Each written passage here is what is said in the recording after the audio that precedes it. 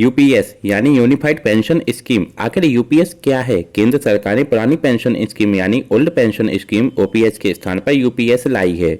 NPS यानी new pension scheme के खिलाफ काफी आंदोलन हो रहे थे, इसलिए सरकार यूपीएस को लाई है। केंद्र सरकार ने अप्रैल 2023 में एक कमेटी बनाई थी। वो जो कमेटी थी उसके अध्यक्ष टीवी स्वामीनाथन बनाए गए थे।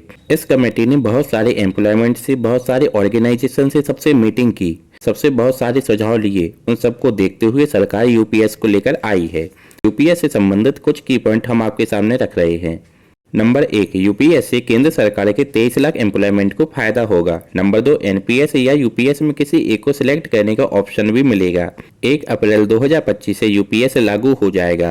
राज्य सरकारें भी चाहें तो अपने अपने राज्य में यूपीएस को लागू कर सकती हैं। केंद्र सरकार के ऐसे कर्मचारी जिन्होंने सरकारी संस्थाओं में कम से कम 25 साल नौकरी की है, तो उनकी रिटायरमेंट के पहले जो 12 महीने की जो औसत सैलरी होगी उसका 50% उनको पेंशन मिलेगा।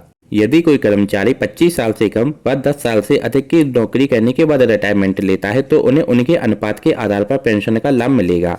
मान लो किसी कर्मचारी की सर्विस के दौरान मौत हो जाती है तो उसकी फैमिली को पेंशन दी जाएगी। जब उसकी मौत हुई है तो उस समय जो सैलरी थी उसका 60% पेंशन दी जाएगी। अगर कोई कर्मचारी मिनिमम 10 साल तक सरकारी संस्थाओं में सेवा करता है, यदि उसकी सैलरी का 50% 10,000 से कम है तो उसे मिनिमम 10,000 तक की पेंशन दी जाएगी। केंद्र सरकार ने एक बात और कही है, जो कर्मचारी 2004 से 2025 के बीच सेवानिवृत्त हुए हैं उन्हें भी इस पेंशन स्कीम का लाभ जरूर मिलेगा।